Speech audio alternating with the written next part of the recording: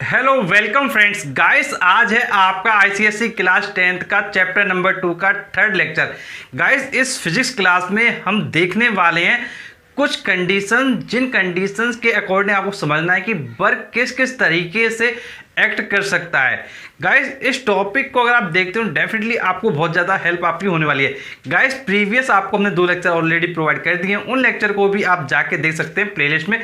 Playlist का नाम है आईसीएसई क्लास 10 फिजिक्स।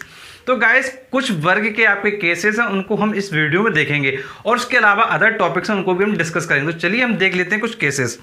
तो गाइस, जैसा आपके कुछ स्पेशल केसेस हैं वर्ग के, जैसा फर्स्ट केस आपका लिखा गया है, if the displacement in the direction of force. अगर जो डायरेक्शन है डिस्प्लेसमेंट का वही है जो फोर्स का डायरेक्शन है, तो वर्ग क्या होगा। फिर आपका जो सेकंड केस है वो है when the displacement is normal to the direction of force. जब डिस्प्लेसमेंट फोर्स के डायरेक्शन के नॉर्मल है तो क्या वर्क डन होगा। एंड लास्ट केस है if the displacement is in the direction opposite to the force. अगर डिस्प्लेसमेंट फोर्स के अपोजिट डायरेक्शन में तो वर्क डन क्या होगा। गाइस, इन तीनों केसेस में हम वर्क डन देखेंगे।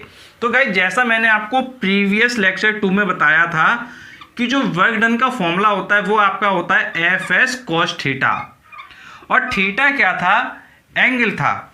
अब गाइस, यहाँ पे आप ध्यान से देखिए, जैसा फर्स्ट पॉइंट दिया गया है if the displacement is in direction of force, मतलब जो फोर्स का डायरेक्शन है वही आपका डिस्प्लेसमेंट का डायरेक्शन है, मतलब दोनों का डायरेक्शन सेम है। अब गाइस, आप बताइए, जब दोनों का डायरेक्शन सेम है तो दोनों के बीच का एंगल क्या होगा। दोनों के बीच का जो एंगल होगा वो होगा 0। तो आप जब वर्क डन निकालेंगे तो आप लिखेंगे एफ एस कॉस 0, और cos 0 की वैल्यू होती है आपकी 1, तो एफ एस इंटू 1, तो ये आपका फाइनली वर्क आ जाएगा एफ एस। तो गाइस, ये जो वर्क डन आपका आ रहा है ये कैसा आ रहा है, पॉजिटिव आ रहा है, तो इसको आप कहेंगे वर्क डन कैसा है आपका, पॉजिटिव है। अब गाइस, इसके बाद नेक्स्ट केस है आपका when the displacement is normal to the direction of force। जब डिस्प्लेसमेंट फोर्स के डायरेक्शन के नॉर्मल है, मतलब अगर फोर्स आपका इधर लगाया जा रहा है तो डिस्प्लेसमेंट आपका इधर होगा। अगर ऐसी सिचुएशन हुई तो गाइस, इनके बीच का जो एंगल होगा वो क्या होगा, 90 डिग्री होगा। और एंगल 90 डिग्री होगा तो फिर से आप फॉर्मूला लगा दीजिए वर्क डन का, W equal F S cos 90, W equal F S cos 90, और cos 90 की जो वैल्यू होती है वो होती है आपकी 0, तो एफ एस इंटू 0, तो फाइनली जो वर्क डन आपका आ जाएगा वो आ जाएगा 0। मतलब जब आपका डिस्प्लेसमेंट ऑफ फोर्स परपेंडिकुलर होंगे एक दूसरे के तो वर्क डन नहीं होगा। अब गाइस, तीसरा केस है आपका if the displacement is in a direction opposite to the force, मतलब अगर फोर्स आपका इस डायरेक्शन में अप्लाई किया जा रहा है तो जो डिस्प्लेसमेंट होगा इसके अपोजिट डायरेक्शन में होगा। अगर ऐसी सिचुएशन आती है तो इस सिचुएशन में जो थीटा होगा वो आपका हो जाएगा 180 डिग्री। क्या हो जाएगा, 180 डिग्री। इस केस में आप वर्क डन निकाल लीजिए, तो इस केस में जो वर्क डन हो जाएगा वो हो जाएगा एफ एस कॉस 180, और कॉस 180 की वैल्यू हो जाएगी -1, तो फाइनली जो आपका आंसर आ जाएगा माइनस एफ एस आ जाएगा। तो यहां पर आप देख सकते हैं वर्क डन आपका कैसा आ रहा है, वर्क डन आपका आ रहा है नेगेटिव, तो यहां पे आप लिख देंगे नेगेटिव। मतलब आपके देखिए, पॉजिटिव वर्क डन कब होगा, जब दोनों का डायरेक्शन सेम है। वर्क डन 0 कब होगा, जब दोनों परपेंडिकुलर होंगे। और वर्क डन नेगेटिव कब होगा, जब दोनों क्या है, आपस में अपोजिट होंगे। तो गाइस, ये आपके जो वर्क ये तीनों केसेस थे, ये तीनों केसेस आपको समझ में आ गए होंगे। अब गाइस, नेक्स्ट टॉपिक को हम देख लेते हैं। गाइस, अब हम नेक्स्ट टॉपिक में कुछ और पॉइंट्स कवर करते हैं। गाइस, जैसे इसमें हम पॉइंट कवर करने वाले हैं work done by the force of gravity, next units of force, and last one is relationship between joule and अर्ग। तो गाइस, इन सभी टॉपिक्स को इस वीडियो में देखते हैं। गाइस, जैसे सबसे पहले आपका दिया गया है work done by the force of gravity. अब देखिए, आपको वर्क डन निकालना है, कैसा निकालना है, फोर्स ऑफ ग्रेविटी की वजह से जो वर्क डन हो रहा है। अब आप बताइए फोर्स ऑफ ग्रेविटी की वजह से वर्क डन कैसे होगा। जैसे मान लीजिए ये एक बॉडी है आपकी, अब ये बॉडी क्या करेगी, नीचे गिरेगी, ऑब्वियस सी बात है कि जब आपको ग्रेविटी वेव से निकालना है तो बॉडी क्या नीचे गिरेगी, तो ये बॉडी इस तरीके से नीचे क्या गिरेगी। अब आपने जो फॉर्मूला पढ़ा है उस पर आप स्टिक रहिए। फॉर्मूला आपने पढ़ा है वगडन का, force into displacement, force into displacement. अब आपने फॉर्मूला ये पढ़ा है। अब आपको पता है कि जैसे ये जब बॉडी नीचे गिरेगी, जब ये बॉडी नीचे गिरेगी तो इस पर फोर्स कितना अप्लाई होगा, फोर्स उतना ही अप्लाई होगा जितना इसका क्या होगा, वेट होगा। तो जो फोर्स की वैल्यू हो जाएगी वो हो जाएगी mg। तो यहाँ पर आप लिख देंगे फोर्स की पोजीशन पर mg, इनटू लगा देंगे। अब बात आती है डिस्प्लेसमेंट, कितना बॉडी डिस्प्लेसमेंट कवर करेगी, बॉडी उतना ही डिस्प्लेसमेंट कवर करेगी जितना इसका क्या होगा, हाइट होगा। तो बस आपको क्या है यहाँ पर h ले लेना है। तो फाइनली जो आपका वगडन का फॉर्मूला आ जाएगा वो आ जाएगा mgh। यहाँ पर h क्या होगा, जितना हाइट बॉडी ने क्या है कवर किया है। तो गाइस इस तरीके से आप वगडन निकाल सकते हैं बहुत ही आसानी से। तो गाइस ये आप mgh बहुत अच्छे से इसको बहुत अच्छे से बिल्कुल लर्न कर लीजिए। गाइस निकालने का तरीका था वो मैंने आपको समझाया। अब गाइस इसके बाद जो नेक्स्ट पॉइंट आपका आता है वो आता है यूनिट्स ऑफ वर्क्स। अब गाइस यूनिट्स कैसे निकालेंगे वर्क की, बहुत ही आसान है। जैसे सबसे पहले हम बात करते हैं SI यूनिट का। तो गाइस SI यूनिट में जो जूल होता है वो आपका SI यूनिट को रिप्रेजेंट करता है।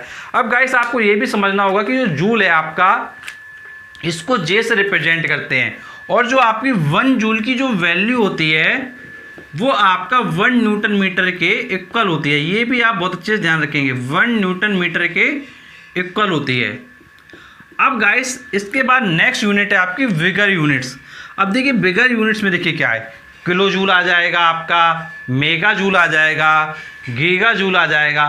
तो ये सब आपकी बिगर यूनिट्स हो जाएंगी। अब देखिए इनकी वैल्यू क्या होती है। देखिए किलो जूल, किलो का मतलब होता है 1000, 1000 को लिखते हैं 10 की पावर 3।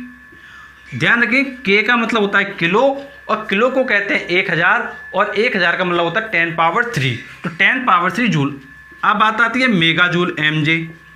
तो ये आपका होता है 10 पावर 6 जूल। मेगा मतलब 10 पावर 6, मेगा मतलब 10 पावर 6।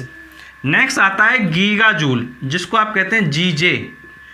तो गीगा मतलब होता है 10 पावर 9, 10 पावर 9 जूल। ये वैल्यूज आपको काफ़ी अच्छे से पता होना चाहिए एग्जाम के लिए, तो ध्यान रखेंगे इन सभी वैल्यूज़ को।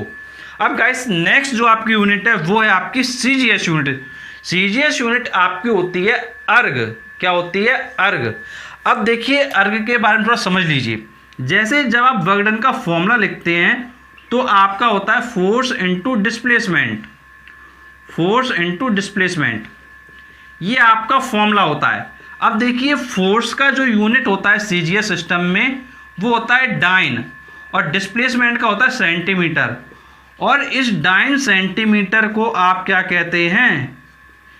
इस डाइन सेंटीमीटर को आप क्या कहते हैं? इसी को आप कहते हैं अर्ग, ERG। ये आपको समझना बहुत ज़्यादा ज़रूरी है कि जो अर्ग की वैल्यू होती है वो डाइन सेंटीमीटर होती है। तो मतलब जो 1 अर्ग होगा वो आपका होगा 1 डाइन सेंटीमीटर। क्या होगा आपका? 1 डाइन सेंटीमीटर।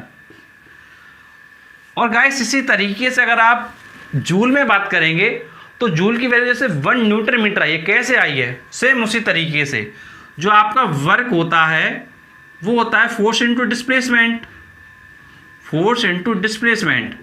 अब जो आपका फोर्स होता है वो होता है आपका न्यूटन में, और जो आपका डिस्प्लेसमेंट होता है वो आपका होता है मीटर में। तो आपका जो वगडन का यूनिट आ जाता है वो न्यूटन मीटर आता है। और गाइस इसी को आप कहते हैं 1 जूल। ये चीज़ आप बहुत अच्छे से ध्यान रखेंगे। गाइस ये क्यों ध्यान रखना है? ये इसलिए ध्यान रखना है क्योंकि अभी जो हम रिलेशन प्रूव करने वाले हैं, रिलेशनशिप बिटवीन जूल एंड अर्ग, ये इसमें यूज होगा, जो अभी आपको मैं ये सारे पॉइंट्स बता रहा हूँ। तो गाइस इन सभी पॉइंट्स को मैं आपको एक जगह इसलिए समझा रहा हूँ कि जिससे कि आपको क्या कोई भी कंफ्यूजन बिल्कुल ना रहे। अब गाइस हम देख लेते हैं नेक्स्ट आपका topic, relationship between joule and अर्ग। अब देखिए पहले आप लिखिए जूल की वैल्यू। अब देखिए जूल और अर्ग में रिलेशन निकालना, तो आप लिखिए 1 जूल की वैल्यू। तो 1 जूल की वैल्यू होती है आपकी 1 न्यूटन इंटू 1 मीटर।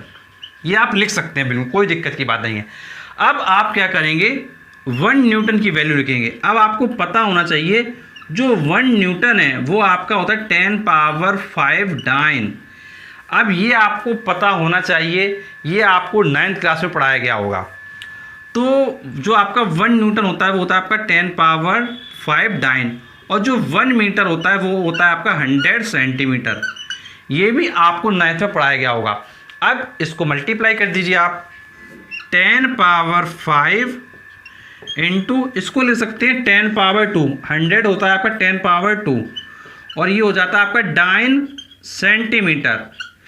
अब देखिए मल्टीप्लाई हो रहा है, बेस इनका सेम है तो पावर क्या हो जाएंगी आपकी, ऐड हो जाएंगी। तो 10 पावर 5 प्लस 2 9 सेंटीमीटर, और फाइनली ये आपका आ जाएगा 10 पावर 7 9 सेंटीमीटर। और गाइस अभी मैंने आपको बताया 9 सेंटीमीटर को आप कहते हो अर्घ, ये अभी आपको मैंने देखिए बताया 9 सेंटीमीटर को आप क्या कहते हो, अर्घ कहते हो। तो बस आप यहां लिख दो 10 पावर 7 अर्घ, ERG, और जहां ये 1 जूल था इसको आप 1 जूल ऐसे का ऐसा क्या है आप छापते जाइए, सेम बस आप इसको क्या है 1 जूल लिखते जाइए। तो फाइनली जो आपकी 1 जूल की जो वैल्यू आ गई वो आ गई 10 पावर 7 अर्घ। तो गाइस ये बिल्कुल एक सिस्टमेटिक वे में मैंने आपको सारी चीज़ें बताई। गाइस यदि फिर भी किसी प्रॉब्लम में आप फंसते हो तो गाइस मैं आपको अपना व्हाट्सएप नंबर प्रोवाइड कर रहा हूँ, उस व्हाट्सएप नंबर के माध्यम से आप अपनी प्रॉब्लम को डिस्कस कर सकते हैं। गाइस जो हमारा व्हाट्सएप नंबर है वो हमारे फेसबुक पेज पर है।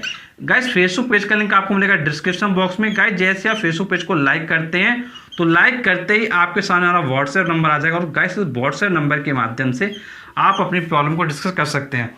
और गाइस अगर आपको वीडियो अच्छा लगता है तो प्लीज़ चैनल को जरूर सब्सक्राइब कीजिएगा, नोटिफिकेशन दबाइएगा और वीडियो को लाइक करके जरूर जाइएगा। और गाइस ऐसे वीडियोस आपको भविष्य में मिलते रहेंगे।